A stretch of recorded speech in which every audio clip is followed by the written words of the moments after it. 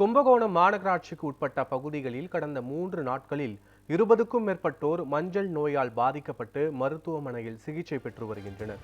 இது தொடர்பான முழுமையான விவரங்களோடு எமது செய்தியாளர் சீனிவாசராமன் இணைந்திருக்கிறார். வணக்கம் சீனிவாசராமன், விவரங்கள் என்ன? வணக்கம் பத்மநாபன். கும்பகோணம் மாநகராட்சிக்கு உட்பட்ட மாதா கோவில் தெரு, அதாவது காமராஜர் பகுதிக்கு எதிர்ப்பகுதியில் உள்ள மாதா கோவில் தெருவில் கடந்த 3 தினங்களாக குடிநீரில் கழிவுநீர் கலந்து வருவதாகவும் குற்றம் சாட்டப்பட்டுள்ளது. அதை பற்றி எந்த விதமான நடவடிக்கை எடுக்காததை தொடர்ந்து அவர்கள் மருத்துவமனையில் அனுமதிக்கப்பட்டார்கள்.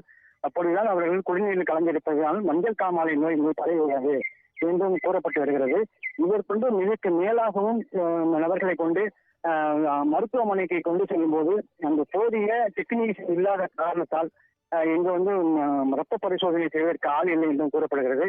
இதனால் அப்பகுதி மக்கள் நாகை மாவட்டத்தில் உள்ள தனியார், அதாவது ஆயுர்வேத மருந்து வழங்கும் இடத்திற்கு சென்று மருத்துவம் பார்த்து வருகிறார்கள்.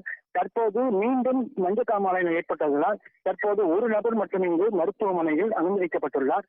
இந்த செய்தி அறிந்து சட்டமன்ற எம்எல்ஏ அன்பழகன் அவர்கள் அந்த பகுதிக்கு சென்று பார்த்து மருத்துவமனையில் அனுமதிக்கப்பட்டுள்ள அந்த நபரையும் பார்த்து நலம் விசாரித்து அவர்களுக்கு போதுமான வசதிகளையும் மருத்துவ வசதி செய்வதற்காக ஏற்பாடு செய்யப்படுவதாக கூறுகிறார்.